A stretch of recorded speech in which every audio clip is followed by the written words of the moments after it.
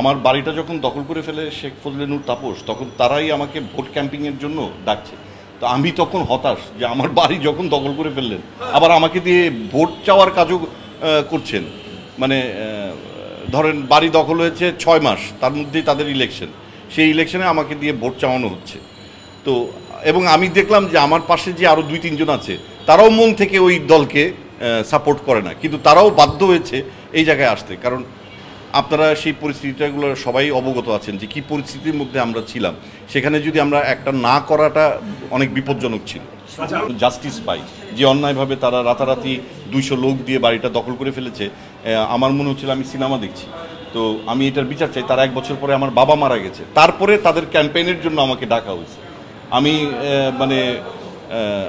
আমার শুধু একটাই প্রশ্ন ছিল যে মানে কোথায় বাস করছি, মানে আমি কি অন্যায় করলাম যে আমার এটা দখল করে আমাকে দিয়ে আবার ক্যাম্পেইন করার জন্য ডাকছেন। মানে মানুষকে কষ্ট দেওয়ার একটা লিমিট থাকে। হ্যাঁ, তো এখন কি, এখন মুখ ছুটে গেছে, এখন তো আর কেউ নীরব থাকবে না। আচ্ছা, আপনার সেই বাড়িটা কোথায় এবং বর্তমানে কারা এটা দখলে আছে? এটা শেখ ফজলে নূর তাপসের সহযোগী সাইদ সাহেবের দখলে আছে। এটা হচ্ছে হাউস নাম্বার 46, রোড নাম্বার 6-এ, ধানমন্ডি, যেটা আমার জন্মস্থান। আমি পৈতৃক বাড়ি আমি জানি, যেখানে আমি বড় হয়েছি, আমার 3 বোন বড় হয়েছে, সে বাড়িটাকে রাতারাতি তারা দখল করে ফেলেছে। জীবনযাপন যেটা আমার সঙ্গে একটা খুব বাজে কাজ হয়েছিল, আমার একটা প্রপার্টি দখল করে নিয়ে গিয়েছিল। এছাড়া আর আমার এর চেয়ে বড় ক্ষতি আর আমার কি হবে? হ্যাঁ, যেটা হচ্ছে হয়ে গেছে। তো যে কথাটা বলছিলেন না, এখনো পাই। শুধুমাত্র যে ফোন করে বা প্রশাসনের মাধ্যমে ধমক টমক দিয়ে আমাদের, মানে যারা রাজনীতি করেছে শুধুমাত্র সেই জন্যই যে রাজনীতি করেছে সেটা কিন্তু নয়। এমনও হয়েছে যে আমাদের কাজ আটকে দিয়েছে। যেমন আমাকে ফোন করে বলা হয়েছে আর কাস্টিং দিব না, এরকম অনেকের সিনেমা আটকে দিয়েছে, অনেকের কাজ আটকে দিয়েছে। সুতরাং সে কী করবে, বাধ্য হয়ে তাকে করতে হয়েছে, এমন সিচুয়েশন ক্রিয়েট করা হয়েছে। আর ইন পার্সন যদি কেউ দলীয়ভাবে রাজনীতির সাথে জড়িত হতে চায় সেটা হোক, কিন্তু কোনো ব্যানার ইউজ করা ঠিক না। পুরো অভিনয় শিল্পী সংঘ বা শিল্পীদেরকে অসম্মানিত করাটা আসলে ঠিক না। অবশ্যই চাটুকারিতা কখনোই ভালো জিনিস না।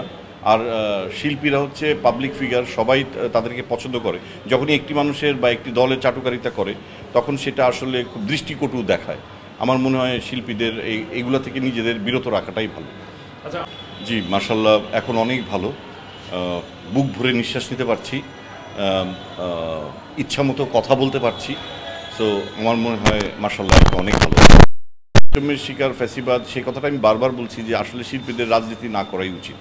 শিল্পীদের যারা যে পেশার সঙ্গে জড়িত তাদের সেই কাজটাই মন দিয়ে করা উচিত। এবং আমরাও এটা করতে চেয়েছি, কিন্তু আমাদেরকে সেইভাবে করতে দেওয়া হয়নি, কোনো ওটিটি প্ল্যাটফর্ম থেকে কখনো ডাকে নেই। এবং যেটা হচ্ছে যে শিল্পীদের এই যে জিনিসগুলা, মানে এই শিল্পীদের এইসব কাজে না জড়ানোই ভালো। মন দিয়ে শিল্পীদের অভিনয়ের সাথেই যে কাজটা পারে সেই কাজটাই করা উচিত। সংগঠন তো আসলে ধরেন এটা কোনো রাজনীতির অংশ না। এটা হচ্ছে আপনার, যেমন আমাদের শিল্পী সমিতি আছে, আমাদের ডিরেক্টরস গিল্ড আছে। আমি একজন শিল্পী হিসেবে তার সদস্য থাকতে পারি। আমাদের এই সংগঠনটাও একটা শিল্পী স্বার্থ রক্ষার সংগঠন। সেটার জন্য আমি এই সংগঠনের সাথে আমিও একজন জড়িত। এবং আমি সবসময় চেয়েছি যে শিল্পীদের শুধু দুঃখে না, মানে সুখে না, দুঃখেও যেন আমরা পাশে থাকতে পারি। এবং একটা শিল্পী, আমরা একটা সেক্টরে আমাদের কোনো অন্যায় হচ্ছে, সেটা যেন আমরা একটা প্ল্যাটফর্মে দাঁড়িয়ে সেই অন্যায়ের প্রতিবাদ করতে পারি। সেই কারণে এই সংগঠন করা এবং একটা পরিবারের মতো সবাই একসাথে থাকা। একক রাজনীতি তখনই করা উচিত সে যখন মনোনিবেশ করবে বা মনস্থির করবে যে আমি এখন রাজনীতি করব, তখনই তার রাজনীতিতে যাওয়া উচিত। কিন্তু অভিনয়ের পাশাপাশি যদি কোনো শিল্পী রাজনীতির একটা অংশ হয়, তাহলে আমার মনে হয় সে অভিনয়টার সাথে বিট্রে করলো, মানে মন দিয়ে কাজটা করতে পারবে না। কারণ রাজনীতি একটা বিশাল বড় ব্যাপার, সেটার সঙ্গে সেটা আর এটা একসঙ্গে চালানো আমার মনে হয় না ঠিক হবে। এটা অবশ্য এটা আমার সম্পূর্ণ নিজস্ব মতবাদ, আর অন্যজনের মতাদর্শ অন্যরকম হতে পারে। ওই তো বললাম রাজনীতির অংশ না, এরকম শুধু যেসব শিল্পী করেছে, আবার এর মধ্যে কিছু শিল্পীও আছে যাদেরকে বাধ্য করা হয়েছে।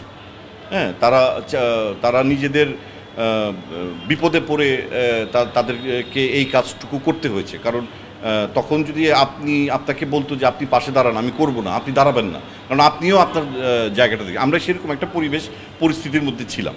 তো যাই হোক, সেইখান থেকে চিহ্নিত করতে হবে কে আসলে মানে বাধ্য হয়েছে, কাকে বাধ্য করা হয়েছে, আর কে আসলে মন থেকেই কাজটা করেছে।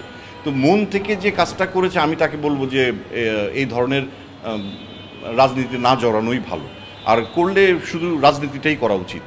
এই কথাটা বললাম। আমি চেষ্টা চালিয়ে যাচ্ছি, লয়ারদের সঙ্গে কথা বলছি। এখন পর্যন্ত আমি ফিরে পাইনি। আমি আসলে সরকারের কাছে আবেদন করি আমি যেন